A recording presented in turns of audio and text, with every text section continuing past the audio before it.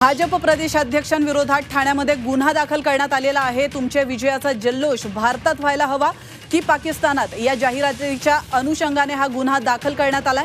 पक्षाच्या अध्यक्षावर हा गुन्हा दाखल करण्यात आल्याचा माहिती मिळते। तुमच्या मताने कुठे जल्लोष व्हायला हवा आहे, भारतात की पाकिस्तानात? महायुतीच्या त्या जाहिरातीमुळे भाजप अडचणीत आली आहे आणि याविषयी अधिक माहिती देण्यासाठी आपले प्रतिनिधी गोविंद तुपे आपल्या सोबत जोडले गेलेले आहेत।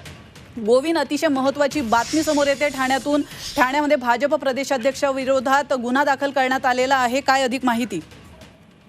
नक्कीच मागील आठवड्यामध्ये भाजपने सर्व वर्तमानपत्रामध्ये जी जाहिरात दिली होती त्या जाहिरातीमध्ये स्पष्ट उल्लेख होता की या विजयाचा जल्लोष जो आहे तो भारतात करायचा आहे की पाकिस्तानात, आणि याच्यावरच आक्षेप घेत स्वतः निवडणूक आयोगाने या ठिकाणी गुन्हा दाखल करण्याचे निर्देश जे आहेत ते ठाण्यातील जे निवडणूक अधिकारी आहेत त्यांना दिले होते आणि त्या अनुषंगाने ठाण्यामध्ये जो आहे तो भाजपच्या याच्यावर गुन्हा दाखल झालेला आहे। गुन्ह्यामध्ये जे प्रकाशक आणि पार्टीचे प्रदेशाध्यक्ष म्हणून या ठिकाणी बावनकुळेंचं नाव असल्यामुळे बावनकुळेंवर हा गुन्हा दाखल झालेला आहे। नक्कीच, धन्यवाद गोविंद, तुम्ही दिलेल्या महत्त्वपूर्ण माहितीबद्दल।